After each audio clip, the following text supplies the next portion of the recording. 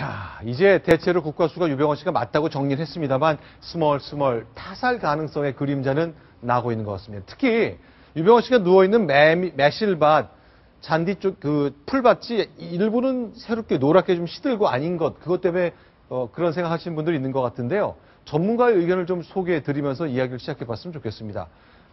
이제 범죄 상황을 잘 이해하는 분이 시체가 딴 데서 옮겨진 것 같다는 의견을 낸 분이 있습니다. 그건 어떻게 봐야 되는 겁니까? 예. 그 이유는 네. 시체가 반듯하게 누워 있었기 네. 때문에 그런 거거든요. 예를 들면 네. 네. 저체온증에 의한 사망 같은 경우는 일부 되게 웅크리고 있는 자세이기 때문에 네. 어떻게 그럴 수 있을까 네. 이런 부분들이 있는데요. 네. 그 부분과 관련해서도 네. 이번에 법의학자들이 소견을 내놨습니다. 뭐라고 내놨냐면요. 네. 왼손은 배 쪽에 있었고 네. 오른손은 쫙 안쪽으로 이렇게 펴져 있었거든요. 그렇죠. 그 이유에 대해서 네. 숨졌을 때 몸의 중심추가 움직이거나 네. 팔이 펴지기도 한다. 네. 그러니까 이걸 완전히 굽히고 있었다면 이게 완전히 펴지지는 않지만 네. 비스듬히 있었다든가 하는 거는 팔이 펴지기도 한다라는 네. 소견을 내놨었고요. 네. 그리고 오늘 전체적으로 80%가 근육은 이제 살점은 없었지 않습니까? 그렇죠. 그럼에도 불구하고 여러 가지 소견을 내놓을 수 있었던 것이 네. 폐하고 간이 약간 남아 있었습니다. 그래서 네. 독극물 검사도 할 수 있었던 것이 바로 폐하고 근육이 남아 있었기 때문이거든요. 자, 그럼 현장 지금 그림 보시는 거는요. 연두색 상의를 입은 저분이 최초로 유병헌 씨 시신을 발견한 분인데 저 현장입니다. 매실밭인데 범죄 전문가가 현장을 좀 다녀봤다 그래요. 그래서 좀 이상하다. 시신이 옮겨진 것 같다는 얘기를 했는데 그 얘기를 좀 나눠봤으면 좋겠습니다. 냄새 때문이라면서요? 예. 네. 기본적으로 독극물에 의한 살인일 경우에는 냄새가 상당히 많이 나는데요. 네. 그 냄새가 나면은 개들이 짖게 된답니다. 네. 그런데 전문가에 따르면은 네. 개는 냄새에 민감한데 네. 그 주민들에 따르면 전혀 짖지를 않았다. 네. 그 바로 50m 정도뿐이 안 되는데 거기에 8가구가 살거든요. 네. 거기서 얼마 떨어져 있지 않은 곳인데 어떻게 네. 냄새가 많이 났을 텐데 네. 그러나 왜 개들도 짖지 않았을까? 네. 근데 이런 거는 사실은 일반적인 추정에 의한 방식이고요. 그렇죠. 지금 바로 국과수에서 한 것은 유병헌 씨의 유골 네. 그리고 시신에 남아있는 살점까지도 모두 분석을 한 다음에 그렇죠. 종합적으로 분석해서 내놓은 소견이기 때문에 네. 그냥 거기에 있는 현장에 있는 내용만 네. 가지고 그리고 거기에 냄새는 네. 완전히 밖으로 솟아되는 현상이 있거든요. 네. 그래서 그런 경우에 만약에 어느 네. 집 안에 있었다라든가 밀폐된 공간에 있었다면 냄새가 많이 났었겠지만 네. 냄새가 나더라도 쉽게 밖으로 발산될 수 있는 곳에 있었다는 점이 있기 때문에 네. 그것만 가지고 타살이라고 바로 의혹을 제기하기는 좀 어려울 수 있습니다. 그렇죠. 그렇다면요. 자, 어제 국회에서 있었던 상황입니다. 박지원 새정치민주연합 의원이요. 그동안 굉장히 남들이 모를 정보를 많이 공개해서 상황을 많이 바꾼 적이 있었는데 어제 새로운 의혹을 제기한 게 있습니다. 저희가 어제 국회 상황 좀 보여드리고 싶은데요. 이거 6월 10일 날 발견한 게 아니다. 내가 여러 군데서 들어봤는데 4월 16일 세월호 참사 생기기 그 이전이다. 3월 말 4월 초 가능성을 얘기했습니다. 한번 직접 들어보고 얘기 마무리해 보겠습니다. 처음에 발견하셨을 때가 이른 봄이었겠네요, 그러면이. 이른 봄은 아니고, 하여튼 그 남의 일이라, 그 날짜를 기억을 안 하고, 그 메모도 안 해놨어요. 근데 그 유병헌 사건 터지기 전이에요.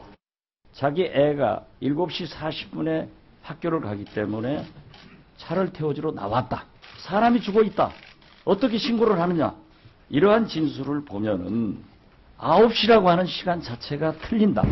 거듭 말씀드리지만 112 대장이나 면사무소 상황일지에는 제대로 기록이 돼 있어요. 6월 12일 날.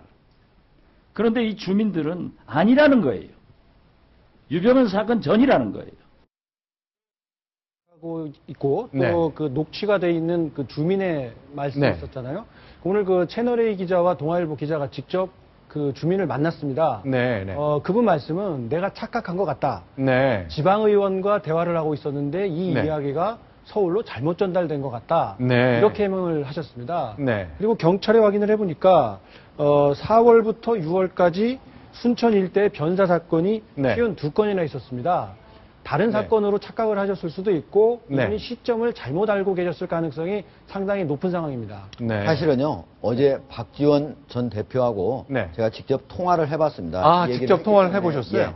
근데 네. 자세히 여쭤보는 과정에서 네. 그 시점이라고 하는 것이 네. 그분이 메모를 해놓은 것도 아니기 때문에 네.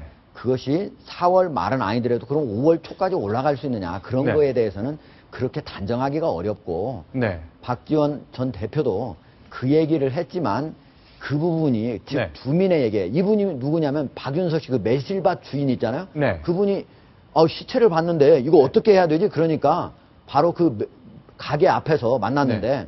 그럼 112 신고해야지. 그 112도 모르냐 너. 112 신고하라. 예, 112 신고하라고 자기가 3번이나 얘기해줬다는 그분이거든요. 네, 네. 그런데 기억이라고 하는 거는 한두 달 지나가면은 네. 정확한 날짜라고 하는 게 자기가 기억하기 쉽지 않거든요. 네. 그런 측면에서 박지원 전 대표도 저한테 그 시점이라고는 정확히 네. 않을 수 있다 네. 하는 얘기를 했었습니다. 그럼 어제 박지원 의원하고 통화를 몇 시쯤 하셨어요? 저녁? 제가 이거를 오전에 그 국회의 법사위에서 상황- 얘기한 예. 거거든요. 네. 그 이후에 오후에 제가 했습니다. 그러면 몇 시간 뒤에 하종대 부국장하고 통화할 때 박지원 의원은 기억이 메모를 잘 해놓은 것도 아닌 잘 모르겠다고 하셨는데 그 몇 시간 전에는 국회에서 법무장관을 상대로 저렇게 질타를 했거든요.